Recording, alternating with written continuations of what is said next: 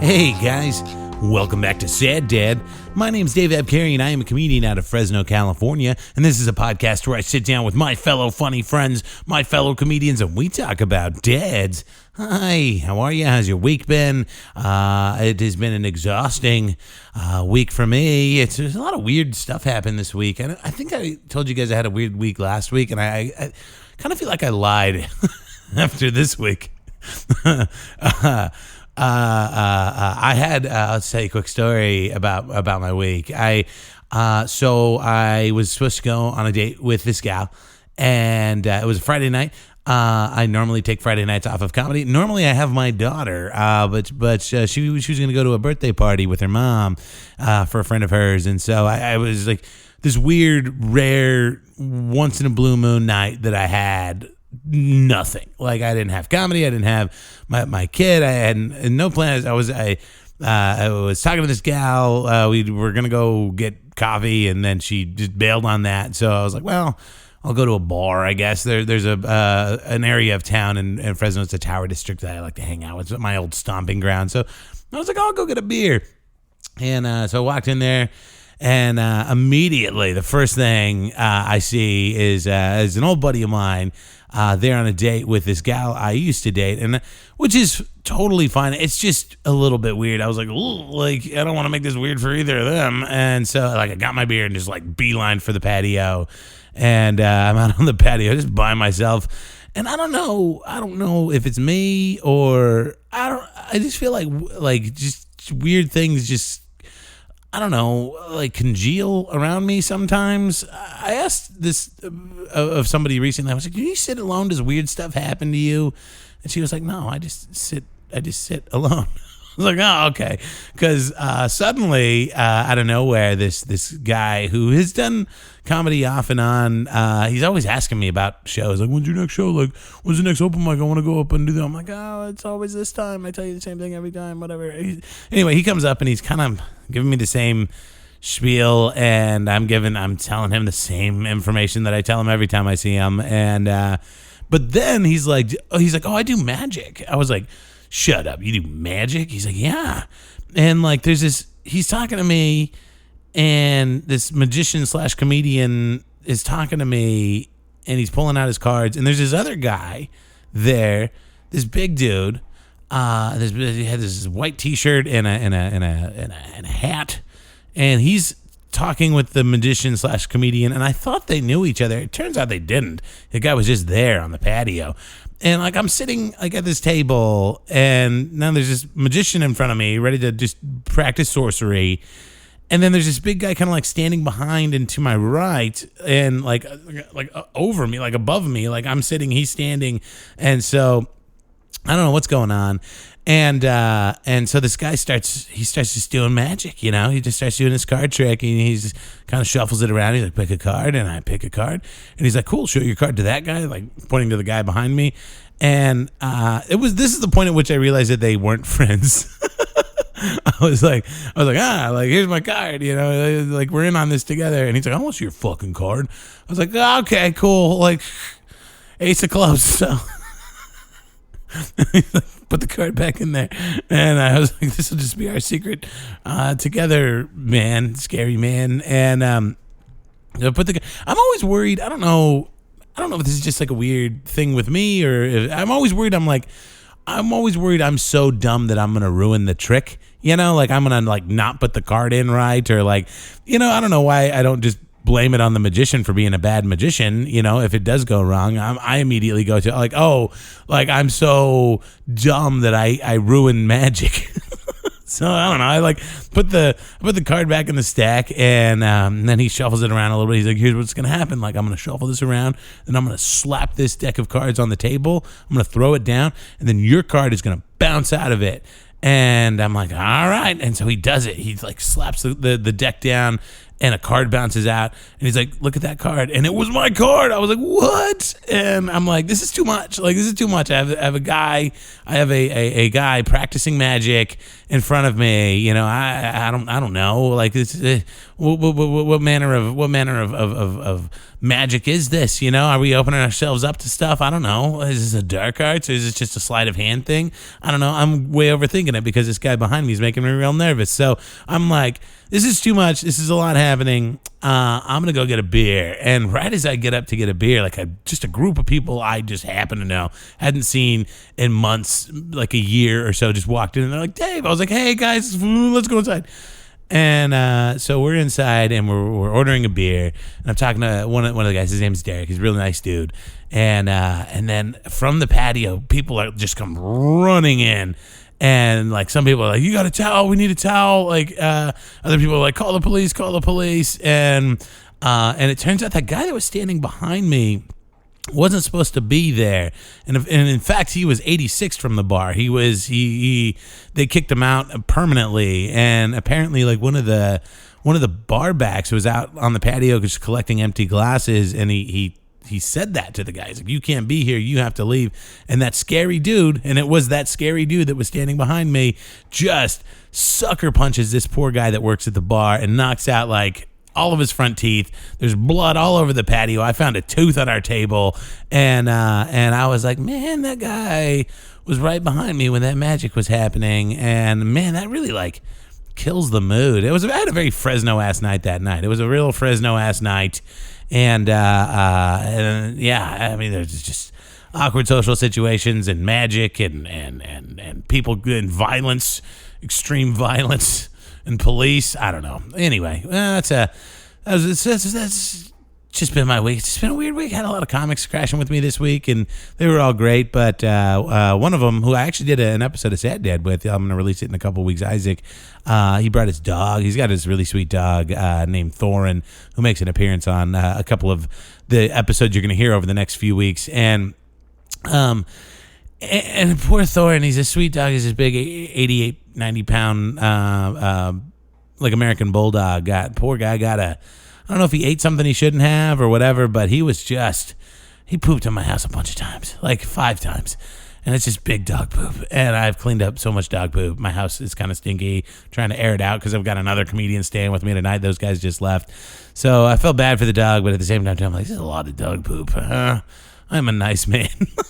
For putting up with all this stuff, but they were good guys, good hangs, and the other comic that was with Isaac, David Smalley, is great. He's great too. I did an episode of Sad Dad with him that I'm going to release next week, and he's not only a comedian, but he's also like a successful podcaster. So it was neat to kind of pick his brain about podcasting because he's been doing it for the last decade, and you'll hear some of that on his episode too. It's really fascinating, and he doesn't do a comedy podcast. He does a religious debate podcast. So he had a lot of fun just kind of like letting loose and ripping with me on when you can finally talk comedy on a comedy podcast after being a comedian on a religious-based podcast, debate podcast. He had so much fun, and he's a great guest. So I'm excited to release that episode for you guys next week. But this week,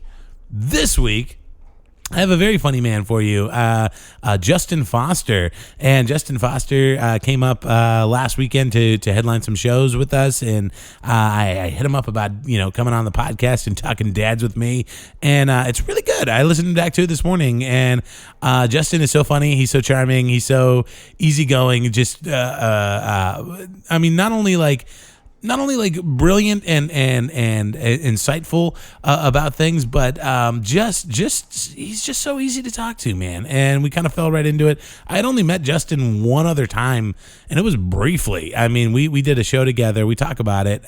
We did a show together at this cigar bar, and so I met him for an evening. We maybe exchanged a few words with each other before he was willing to drive all the way out here to my place and sit down for an hour and talk about his dad with me. So thank you, Justin, for being so freaking cool.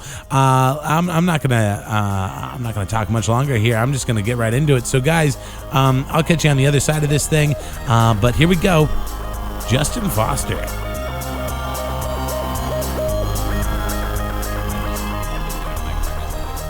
Oh, have you really? Yeah, just because I film it, right? And I just pull the audio and I juice it up in Audacity. Yeah. It sounds fine. No, I've seen the clips that you post. The audio, I'd love it to sound better, but Well, that's real. Yeah, I spend some money. Yeah, they. I don't know.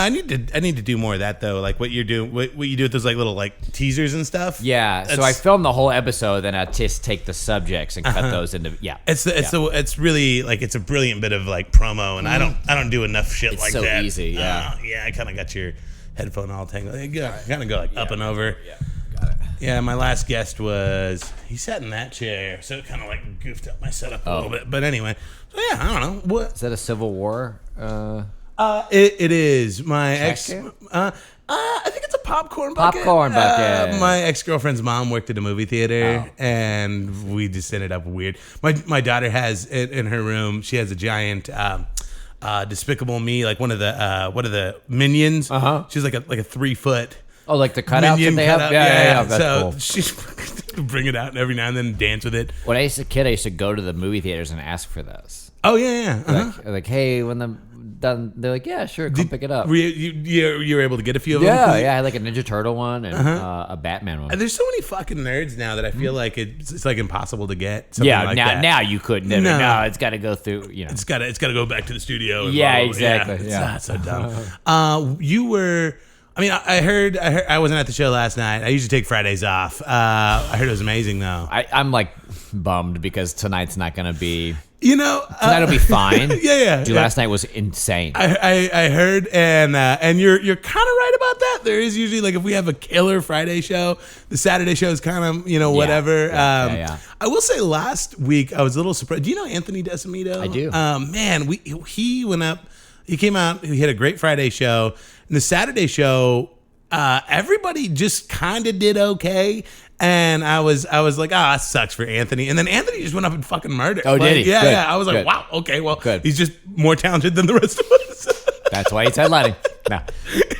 Yeah, last night was fucking crazy. Yeah. Everybody was crushing. I saw some of the pictures that Danny posted, and there's a great one. Sorry, I got all these little gnats. There are all these gnats floating around. I saw a picture of Danny posted, and there's a great shot of a lady like in the front row, just fucking losing her shit, man. It's amazing. Let's see.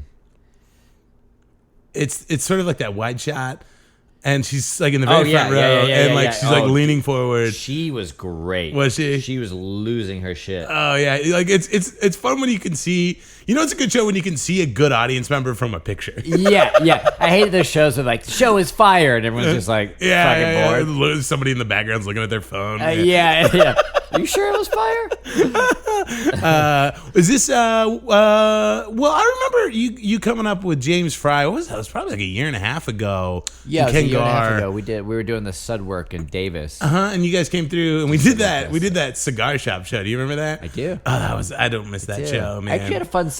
Yeah, it was. No, it was good for the 5. It. And I thought it was really fun. Yeah. I for the 5. I think that was the last show we ever did there too. That's what Danny said. Yeah. You guys had the last one. I don't miss it that much. We had a couple of really fun ones there, but it was I don't know. And then our curtains we would put up the curtains, and our curtains would stink for like a month afterwards. Yeah, that's the thing too. Is I had to hang out outside like in between just because I'm a pussy. And all the men were smoking cigars. Yeah, it was funny. It would help if you actually smoked a cigar. Yeah, like a weird you built up a weird immunity. If I was in that culture, it might be easier. Yeah. I remember that being I remember we did Sud work, which was really fun. Mm-hmm. We did guest sets at DeCecco's, and then we did the cigar. So it was like 3 in a row, oh, this is really fun. Yeah, and like weird locales each time. Yeah, and I had taken like a couple of months off of traveling. I was just like doing stuff around town, so it was like a road gig or whatever. It was fun. Had you done Fresno before? I mean, have you been up here much? Never. Oh wow, right on. Oh, yeah, so it's my first actual weekend. Yeah. Where did you grow up? Are we recording? Yeah. Oh my god, I still thought you and I were just catching up. That's cool. I just try to ninja it in. It's fun. You're very good. No, wow, very good. I was like, man, we should record soon. We're like, all the good stuff we're wasting. Yeah, no, it's good. Oh my god. What was the question? Where'd you grow up? Oh, Dallas. Oh, Dallas. Yeah. Wow. Okay. What's Dallas like? Dallas is amazing. Is it? Oh yeah, I miss it. Yeah. That's Yeah, cool. I miss it. You still got a lot of family out that direction? Or? Yeah, I'm the only one who left. Really? Yeah, my whole family's there. Uh-huh. Everybody's there. So you're a Texas kid, huh? Yeah, born and raised. Yeah. Oh, that's awesome. Do you get back there often? I go a couple times a year. Yeah. Yeah. What's comedy like out there? It's amazing. Is it? Yeah, it's so good. Yeah. It's such a great scene. I feel like you hear a lot about like Austin, and Yeah. I've heard a lot about Houston, but I don't know if I've heard a lot about Dallas comedy. You want names? I mean, no. I'll give you names. Oh, okay. I'll give you names. Hit me. Cristela Alonso, Oh, yeah. Tone Bell, Oh, yeah. Nick Guerra, Oh, I know Nick Guerra. Yeah, Dustin Ibarra. I don't know if I know Destiny, but Dustin. Oh, Dustin. Ibarra. He's Dustin been on a bunch Ibarra. of movies and stuff. Oh, okay. All right. There's like a whole Yeah. crew. That's rad. That came out here and just like took over. Oh, rad. It's You guys awesome. did you guys all come over like the same time? And the time frame was like within a couple of years. Yeah. There was like this mass exodus where it left Dallas with like this hole. I was gonna like, say guest spots were now features. just everybody. I think it's good though because there's a lot of scenes that'll get kind of like log jammed though. You know, we have just these headliners that hang around for a Never decade. leave. Yeah. Yeah. And I mean, it's really. I mean, I think that's how it's supposed to be, right? You know, I mean, everybody comes up, they get good, and then they leave. Yeah. You know. Yeah, that's how it should be. Yeah. Sometimes. What? And I mean, did you move from Dallas specifically for comedy, or what was your? Yeah. This is the only place I've ever lived outside of Dallas. No kidding, man. Straight Texas to Los Angeles. Wow. Yeah. It's kind of scary. I mean, did you Terrifying. have like Yeah. Well, I mean, like literally, like I had lived in like different like little suburbs of Dallas, but I hadn't lived further than 25 minutes from where I grew up my entire life. And then 7 years ago, I moved to Los Angeles. Wow. It's crazy. What? And so, growing up in Dallas, what kind of kid are you growing up? Are you like a real precocious kid? Are you a good student? Are No. You, I was weird. I was trying to tell someone this the other day. Like I wasn't like I was like really bad student. Like I just was terrible. Yeah. But I also like was kind of like nerdy. I was like kind of a nerdy like, but like not nerdy like in a good way. Like, and I didn't play any sports. Yeah. I was just kind of like there, but also just like shitty. Like it was weird. You know what I mean? Yeah. Like if I was like a bad boy and got bad grades, that would be, or if I was like a nerd and got good grades, that would make sense. I was just like neither of those things and just also got bad grades. I don't know what the hell's wrong with me. Yeah. Do you have a big family or? Not really. It's my mom, a few stepdads, my brother and his wife. Okay. Yeah. All right, on. So, yeah. And I got cousins and aunts and uncles Sure. and all that stuff, and Sure. ex-girlfriends, Yeah. and friends, and I was the only one who left, and Really? it's been 7 years. Wow. What? I mean, are you growing up? Are you doing sports? Are you doing? No, I didn't even play sports. I wasn't in theater. What are you doing? I was just hanging out. I was weird. Here's what I would do. I would go to my room and I would put the Die Hard 2 score on and pretend I would like act out the movie by myself in my bedroom. Wow. Isn't it weird? That is pretty weird. Yeah, I was a weird kid. Die Hard 2. It's a little bit of a deep cut. Yes, too. Yeah. for sure. For sure. But like the soundtrack, like the score soundtrack with like the violins and shit. That's so funny. And then I was like the class clown. I was always like interrupting the teachers and Yeah. like pissing them off. All right. Just a asshole. You got your Deadpool jersey on there. Were you like in the I comics? did like the comics, yeah, yeah, but still not like, not even like committed enough to be like a comic book nerd. Like I was just like, I like these things. Yeah. What? I mean, and then growing up, are you like a comedy nerd at all? I mean, are you listening to stand up or anything like that? No, I still don't. Oh, yeah, you know, I don't watch a ton. It's got to be somebody I really, really like. I don't listen to podcasts. I don't watch Netflix comedy specials. Sure. I just don't.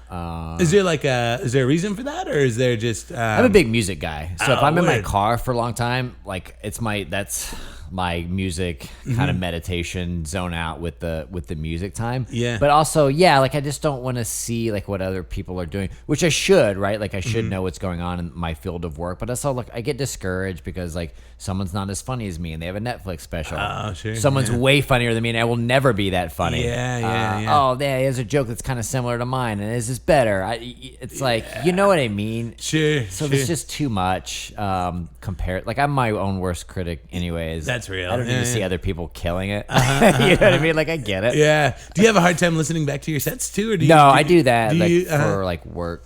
To like analyze it. Yeah, and stuff. that's good. Yeah, Especially last night. Like I will enjoy listening to that. It's gonna be quite the meditative experience. Yeah. Last night's gonna be good. 2 nights ago. I still haven't opened that file yet. Oh, that's funny. You're into music? Are you a musician? Or you know what? Yeah. So I actually, you know what?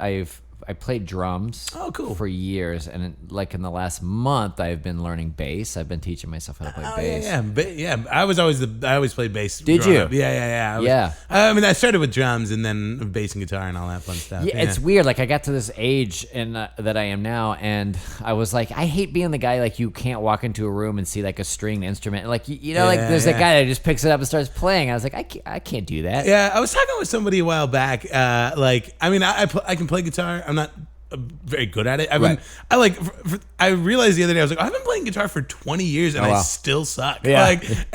But guitar is like me with comedy. No, but guitar is like a good thing to be kind of good at. You know, like this would be kind of good. Like know a few chords. You know, a couple of songs you can impress people at a party. Yeah. Exactly. You know, you learn a couple of panty droppers and then you're golden. Yeah. I figured that like everyone's really great at guitar, and I will never ever be good at guitar. Like I don't have the time or the patience. So I was like, bass I could be kind of good at, and you know what I mean? Yeah, and there's a lot of room. I mean, there's a lot of depth to bass too. I mean, you can learn all kinds of techniques. Yeah, and I don't. I just I'm gonna be the guy that plays like 2 chords. It's like, oh yeah, that sounds fine. Look at this, it's just straight down strum. Yeah. Eighth notes. Yeah. I'm fucking eighth notes. So in the last 2 weeks, I learned about eighth notes, and I've been playing. I know like 5 songs now. Yes, and it's cool because my roommate is like really good at guitar and a really good singer, and he has like a bunch of original songs. Oh, cool. So he just gets out sheets of paper and Sharpies and is like, oh yeah, 5 5 3 2 5 5 3. I'm like, and I just learned, and so he's kind of teaching me, and that's cool. And we'll jam now. Yeah, kind of jam along to his songs. I knock on his door with my bass in my hand, my axe.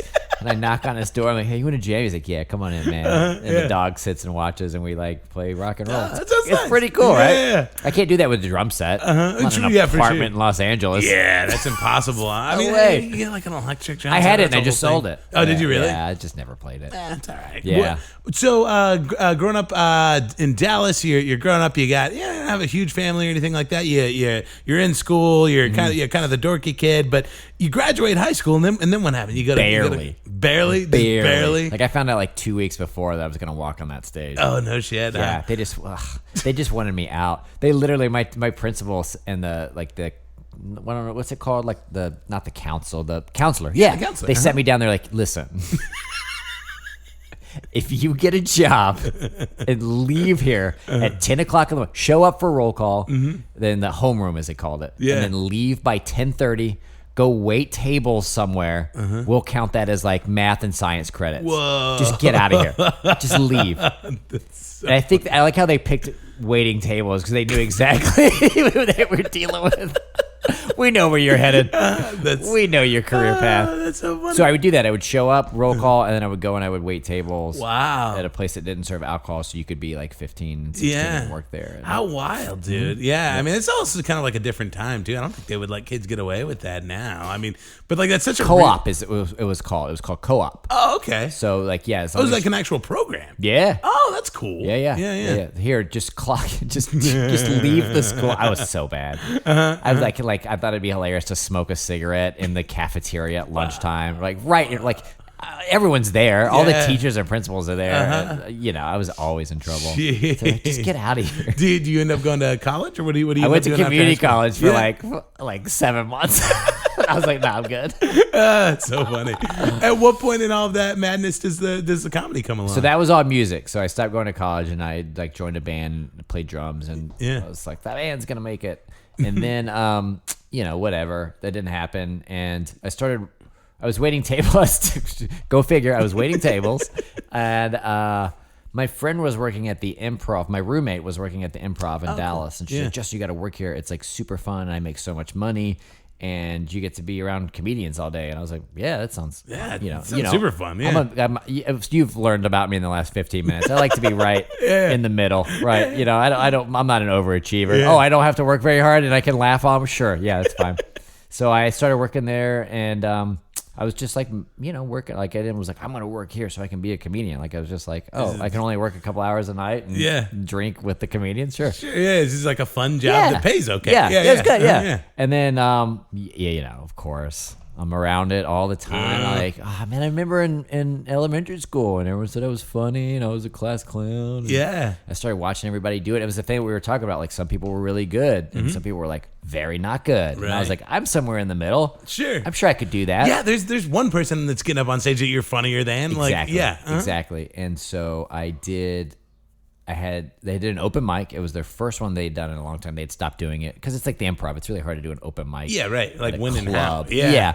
So they had stopped it, and they were like, we're going to start it back up again. And I was like, I'm going to do it. So I had like two like professional, like the local dudes sit down with me, and like, I was like, here's my ideas. I'm like, okay, cool. Say this, change this. So like I had like this fire set. Yes. I had it. It was like 2:59. Like I had it to it perfectly with the intro music and everything. Yeah. And it was like 80 people there. Wow. I had brought like 50. Whoa. It was all like people from like the band scene and the music scene in Dallas and Deep Ellum, and like a bunch of my friends and coworkers and everyone I've known. They were like, yeah, we're going to watch him like either be great or fail. You know, it's that train wreck mentality. And so it was awesome. Yeah. Crushed. Oh, that's cool, man. Yeah. I always like, I mean, I'm always like super amazed when people tell me that they brought a lot of friends out. Because I for a long time, I was very shameful about wanting to do comedy. If I could redo it, I wouldn't bring anybody out until year 9.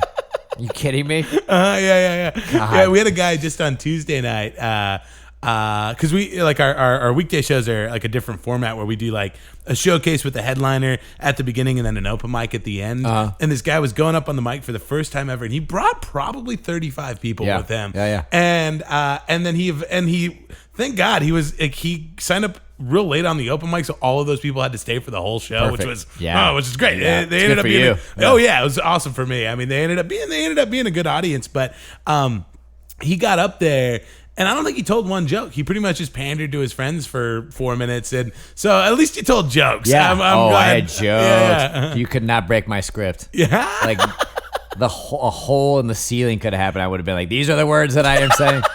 That's funny you mentioned that. I was doing a show the other night in San Diego, and I just roasted this group of dudes. There was like 10 of them. And they all had like white polo pop collars. I just roasted them for 25 minutes. Like, wow. And they were loving it. They had a blast. Your crowd work videos. Oh, thank you. Thank you. Fun, I'm going to post this soon. I got to edit it. But I refer to them all as like date rapists and like just terrible. And they were loving it. Yeah. And I found out after, they were like, that was amazing. Our friend is staying for the open mic after the show. Oh, funny. He lost a fantasy baseball football bet. Oh, and man. And it was the loser had to do 5 minutes of stand-up. So they were all there to see their friend. And I just roasted all of them. And now this kid's like terrified because it's like, what'd you do to my friends?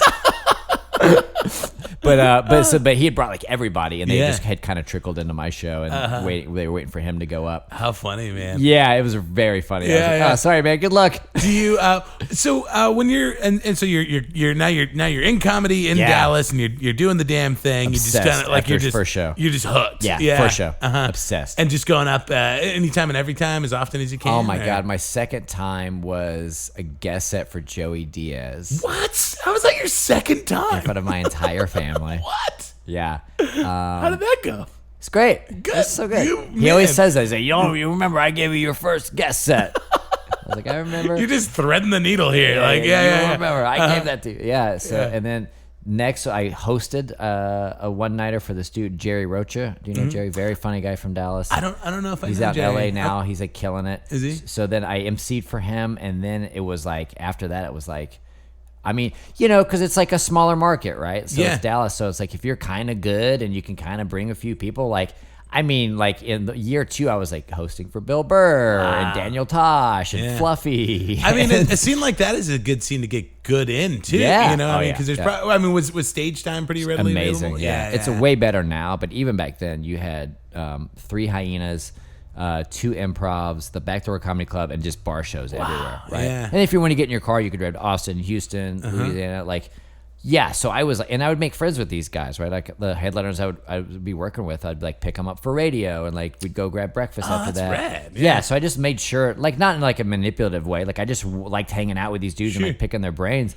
So like dudes like Jim Florentine or like Doug Stanhope, I'd work with them, and then they'd be in like Houston. Like I'd be like, so you're gonna be in Houston next month? Can I? Yeah, come on, man. They don't care. Yeah, that's so cool. Yeah, it was really so like. I mean, I literally like in 7 years in Dallas, I've worked with everybody. Yeah. Like everybody. How cool. It was really cool. Yeah. And what's the point at which you're like, okay, now's the time. I got to make the move. Yeah. Like, what's that look like? So at the time, like to circling back what we were saying, why I worked so much is like you wouldn't believe as an A club how many times they would just forget to book a host or a feature. You know what I mean? Yeah. And so I'd be sitting there like waiting tables and be like, oh, we just assumed D.L. Hughley was bringing his own guy. Oh, can you go host? Oh, wow. They just threw you up there, huh? Full section. Yeah. 12 tables. Everyone's pissy, wants drinks and food. I'm like, I'll be right back. I have to tell jokes. I mean, that's something I tell a lot of like comics that are starting out. It's just show up to a show, man. Yeah. Like more often than not, you'll get thrown up there because they're short a guy. Yeah, So I started doing that, and then then I was like headlining, the Wednesdays and headlining the Sundays, and doing like little regional stuff, driving to Arkansas and Oklahoma, Louisiana, and Houston, Austin, and Mississippi, and then. I had a couple of buddies, this dude named Tone Bell and this dude named Mark Agee. Yeah. They moved from Dallas to LA, and I followed. Yeah. We were all supposed to move together. I had some road stuff that I had to finish up, and there was like I was going through a breakup at the time, and after the breakup was like for real gonna happen, then I was like, yeah. Like, I'll meet you guys out there. Sure. I think I'd paid rent for like 2 months, and I wasn't there yet. Oh, wow. Yeah, I was just like committed to like, I have to do this thing. And so I put everything in a Honda Civic, and I came out here. I was really like on the, like all my stuff was in storage in Dallas. Sure. Right? I didn't bring that much here. Yeah. I was like, I just felt like I was on vacation for like the first like 2 years. Oh, really? Yeah. It wasn't, it still doesn't feel permanent. It still doesn't feel like. Even after 7 years? Yeah, it still doesn't feel, it's still like I'm just kind of hanging out and visiting. But especially the first couple of years, I was like, because I would go back like every 2 or 3 months. Oh, really? I would go and do shows and and earn extra money and stuff. But yeah, so like the first couple of years, I was like, yeah, I'm just kind of like hanging out in LA. Like this is all temporary, I'm really like that mindset was really important because I think it would have really broke me. Oh, sure. Yeah, it would have really broke me. I was like, oh, I can leave anytime. Yeah, because LA can be a real depressing really place, tough, man. Right. Yeah. I had to literally start from zero. And yeah, especially coming from being a big fish in a pond like that. I don't want to say a small pond, but I guess maybe smaller. Yeah. And so that's got to be tough. Heartbreaking. Yeah. But to me, I was like, that's okay. This sucks. I can leave anytime now. And then by the time I was like, I don't want to leave. Like I'd gotten a little bit of heat. I mean, that is kind of nice though too. I forget who I was talking to. It was a comic. And that was there was a piece of advice that they had gotten, which was like, get good when nobody's looking. And then you can go to do something like that. Yeah. So you just get to LA though. And I imagine you're just kind of like melting faces. They're like, who is this guy? Like, you know what? From? Not really. A few people. Well, yeah, a few people. Like I had risen to a little bit high. We all start from the bottom. And then if you kind of know what you're doing, you can rise up a little bit faster. But like I didn't feel like I was a good comedian. Like once I got out here, like I just hated my act, and I hate like to watch like what used to work not work. Yeah. And so I like literally just rewrote everything and became like an LA comic. Oh yeah, okay. It was a weird process of like, oh, this stuff's really not working. I don't want to say it was kind of roady. Sure. Yeah, it was like a road act. Yeah. And so when I got here and I'm doing shows with like 5 people, which I had never done before, and that stuff doesn't work. Yeah. You feel really silly. Yeah. You feel really silly performing and like doing the deal, and like everyone's like, yo, slow down. Yeah, calm down. Right. Yeah. Oh, and so to me, like I stand by this, like I did not become a good comedian until I moved to LA. Oh, wow. I was fine. Yeah. But really this place changed me. Oh, interesting. Yeah. Oh, that's fascinating. You can't learn and grow when you're in front of like hundreds of people every single night at the Improv. Right. You got to get here and get those like shows. They're like, all right, listen. Here we go. All the power's out. There's a leak. If you take the mic out of the stand, it will short out. So leave the mic in the stand. Like those weird. You're like, oh, I can literally handle it. Anything now. Yeah. You know what I mean? Yeah. So that's now, amazing. like my act. Yeah. Oh, that's cool, man. Yeah. It's wild to get in those situations. That happened to me a while back. I was doing an outdoor show and the mic cut out, and I'm like, well, I'm loud enough, and I just did the rest of my act a cappella. But like, But the only reason I even had the wherewithal to do that, because afterwards everybody was like, "Oh man, you handled that so well." And it's just because I've been in that situation before, you know. Yeah. And you just have to put yourself in enough shitty situations. I was born in the darkness. Yeah. Oh man. Well, you're Justin Foster. Yeah. And this is a podcast called Sad Dad. Okay. And this is where we talk about our dad. And you have a dad. I do. You do. Turns out I do. A lot of people don't know that about me. Yeah, I do have a dad. Fascinating. My mother reproduced asexually. Yeah. She is my dad also. Yeah. Whoa. What? Crazy. But no, I've literally asked you, I'm totally flying into this blind. Usually somebody will like spill the beans about their dad a little bit like beforehand, but this is fun. Which is why I thought that's why you asked me to be on. Oh, really? See, I thought that you knew. I know nothing about you. Yeah. Buckle up. All right, here we go. So and like I said, I like to kind of start from the beginning. So where'd your dad grow up? Dallas. Okay. Yeah. So you're like second generation Dallas? Is no, third. Oh, okay. Third, yeah. Yeah. Third generation, yeah. And does he have a big family, or where's he coming from? They came from Houston. Okay. And moved to Dallas. So no, not really. You know, mom and dad, or my grandparents, I guess, which have both passed on now. But then he's got an uncle. Or he's got an uncle. He's got a brother, which would be my uncle. I got you. And they've got some kids. Okay, so they're smaller. Yeah, not a huge family or Yeah. anything. Okay. Yeah. And so and what kind of kid is he? Is he like you? He's exactly like me. Was he just kind of a quiet, nerdy kid? He was more loud than I was, but apparently very charming, very loud. Ladies loved him. Yeah. Very funny. Yeah. Is he a sports guy? No. So my dad was a drug dealer. Was he really? For many, many, many years. Whoa. Many years. Wow. Yeah. What's Crack. Crack. Yeah. Wow, he went hard. Yeah. All right. Yeah. Well, it was the 80s. Yeah. And so but I mean he's bumming around Dallas. How does he get into how do the drugs come along? I don't know how that happens. Is it? I guess like you're partying for a long time and then you wanna keep the party going for yourself. Yeah, I could sell it. Yeah. So there's this old story that it's pretty much been confirmed, but so like he was dating this after him and my mom broke up. He was dating this woman who was like the madam. Okay. Oh.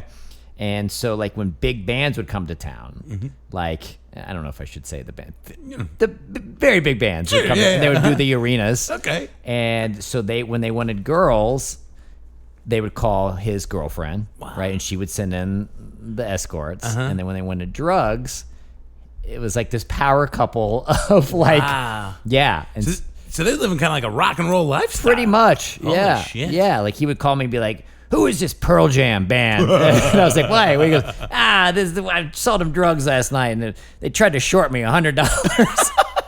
And the lead singer looked at me and was like, don't you know who I am? And I said, if your name's not Ben Franklin, get out of the limo. No. Like, who are you? Yeah, fuck you, Eddie Vedder.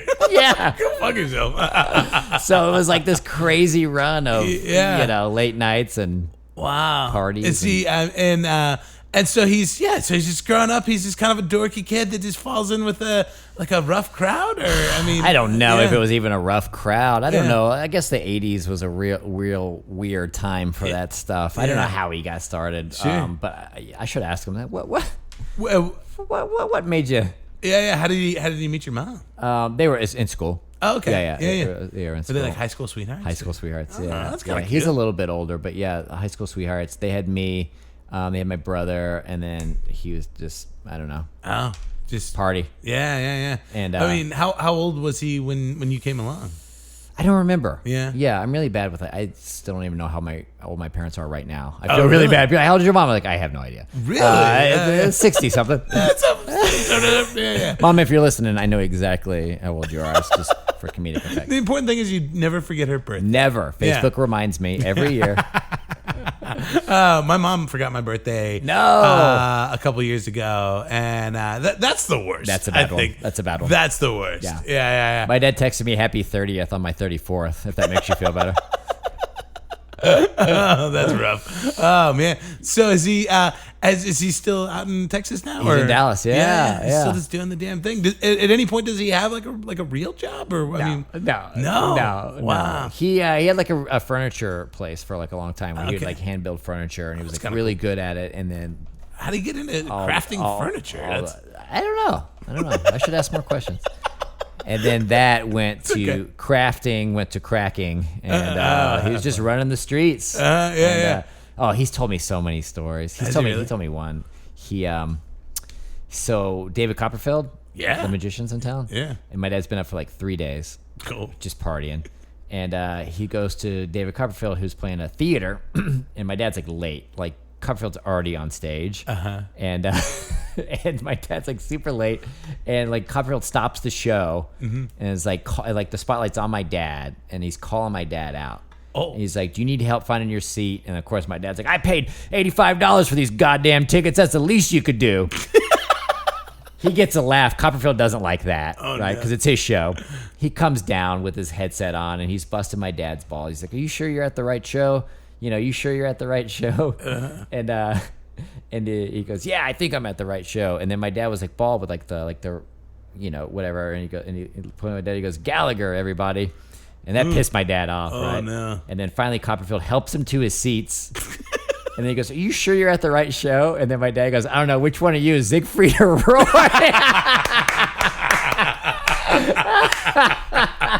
That's so funny. Yeah. And so Copperfield laughs, walks on stage, and security immediately kicks my dad out.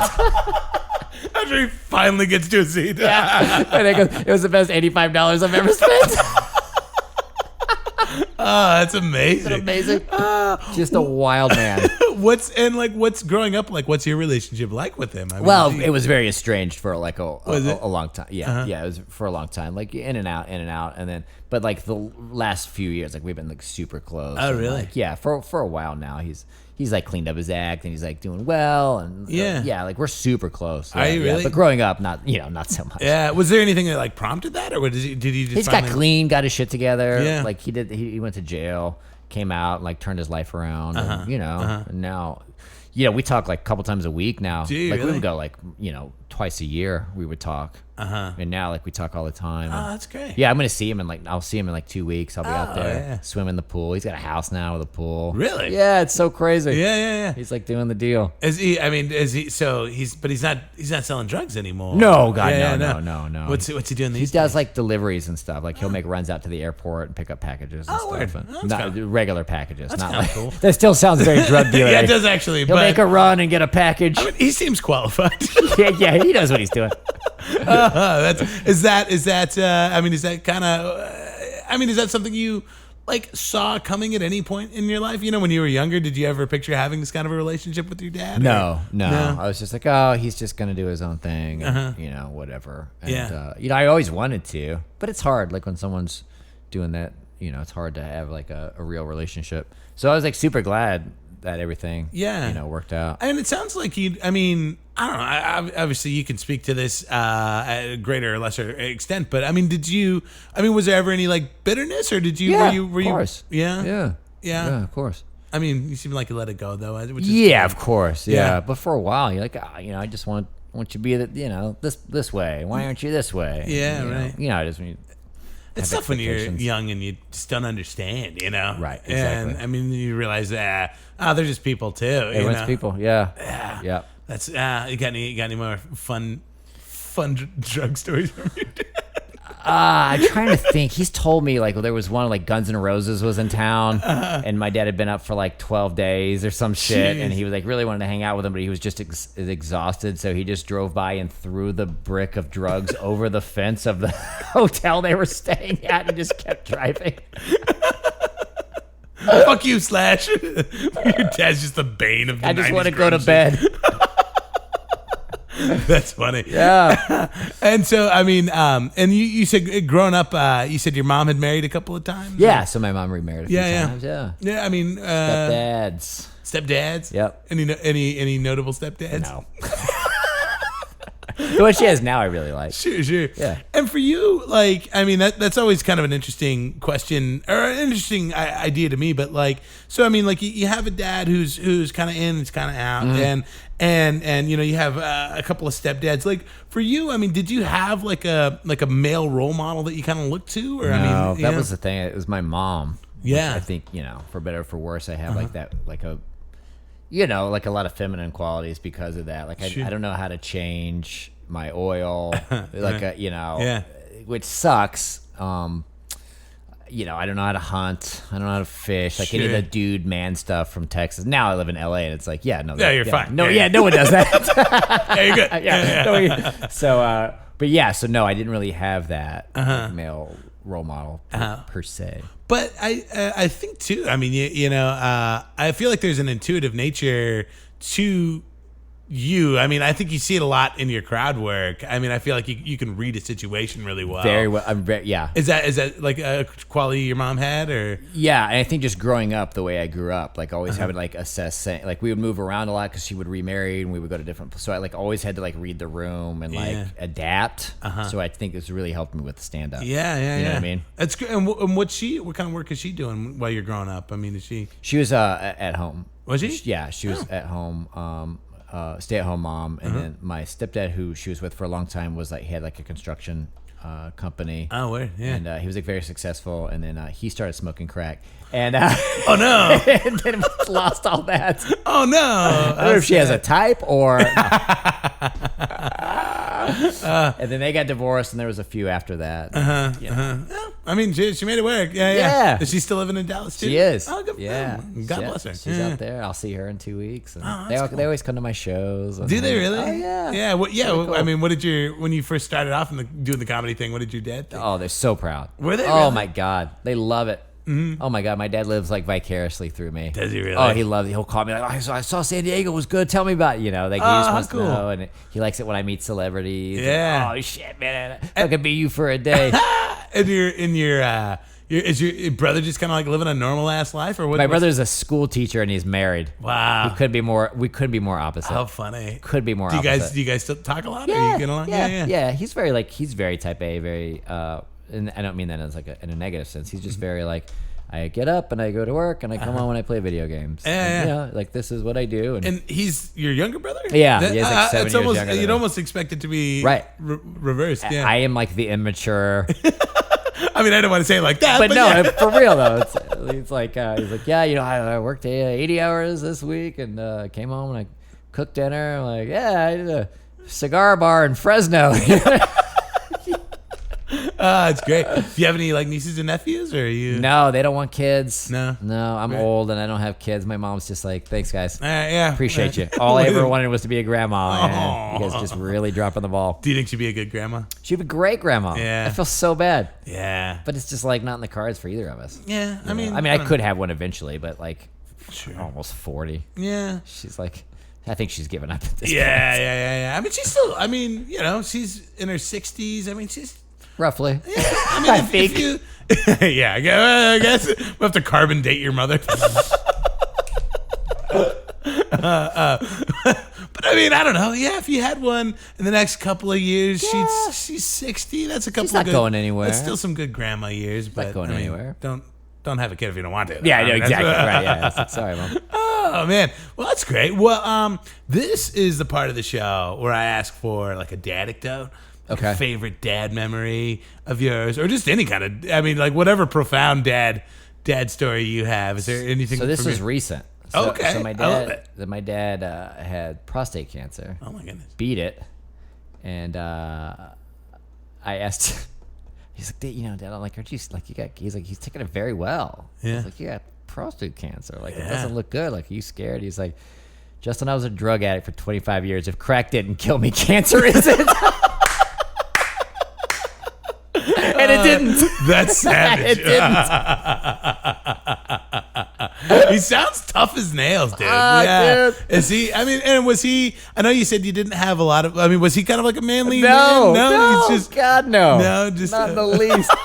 He's just hilarious. That's so funny. Just can talk his way out of any situation. Yeah. He's, you know what I mean? He's like kind of like me. Yeah, he's just charming as fuck. Yeah. Super handsome. You know, like me. Enormous. Great credit. Huge feet. You know, just like. That's I just love that story. Yeah. If crack didn't kill me, this shit ain't. Man. And he was right. Yeah. God. That's amazing. Well, Justin, you've been an amazing guest today. Thanks for having me. If people want more Justin Foster in their lives, yeah. where can they find you? 2 places. Instagram at Justin Comic. That's where I put up my little crowd work videos and stand-up stuff. And then on YouTube, the Justin Foster. Oh, man. I'll link all that stuff in the show. Yeah. Thank you so much. Thank you for having me. Drove all the way out here and met my cows. And yeah, you did it. So. I did it. Awesome, have we started recording yet?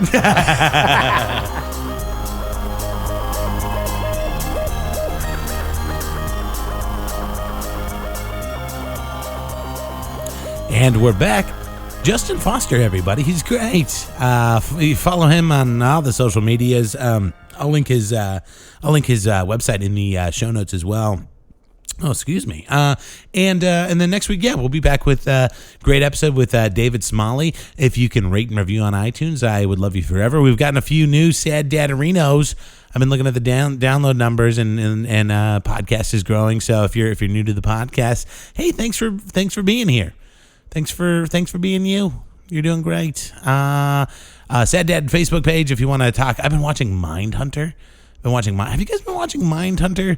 I like the true crime stuff, but the dialogue this season feels really rigid. I don't know. It's been a while since I watched the first season. I don't know if it was the first season was like that too. But I've been enjoying it. I don't know. It's a fun show. I've been listening to a lot of like gospel, like choral music lately. But like I don't really like. I'm not like really religious. I found somebody recommended this band, Church of the Cosmic Skull. It's really good. If you like are like me and you kind of like grew up religious and you still kind of like the music, but you're kind of like you could take it or leave it on the message.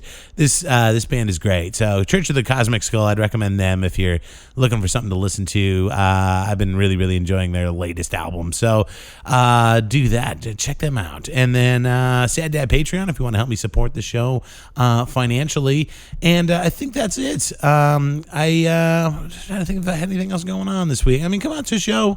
Come out to a comedy show. I've been writing a lot of new material lately. I kind of like as a performer, as a comedian, I sometimes you have bits that you're not ready for, and or like topics or premises that you're just you feel like you're not ready to do yet. And I kind of got into lately I've been writing about my brother and doing that and I did a little bit about it on stage last night, which actually felt really good. It was something that I was always kind of afraid to talk about, because it's one of those things where I want to be sincere. Obviously, I want to be funny. It's still stand-up comedy. I want to have punchlines and I want to have beats to it. But it's a heavy topic to talk about. Your brother who committed suicide on stage. But I think I was kind of kicking around how to do it. There's a really, really funny comedian. His name is Sean White. He's been up before. He hasn't been on the podcast. I haven't had him on the podcast yet. I really want to have him on. But he talks a lot. He's lost some family members. And Sean White was in town. I went and saw his show. He was headlining my friend Tanya's show and was watching him. And I was I felt like really inspired just kind of watching how brave and how funny and how clever he was about approaching such heavy topics like the loss of a family member. And so it was inspiring to me. And so I sat down with my notebook and I came up with some stuff, and I'm real excited about it. And it's I've written a lot of material over the last few months, and it's all been pretty fun. It's all been, I think it's really good stuff, but this is a bit of comedic writing that I'm really excited to kind of sink my teeth into and really talk about something that's personal and I'm finding a way to make it all funny is a process, obviously, but it's a challenge, and I'm happy. I'm pushing myself like that. So anyway, all right, you guys, you're the best. You're my favorites. I will catch you next week, and that's it. Adios.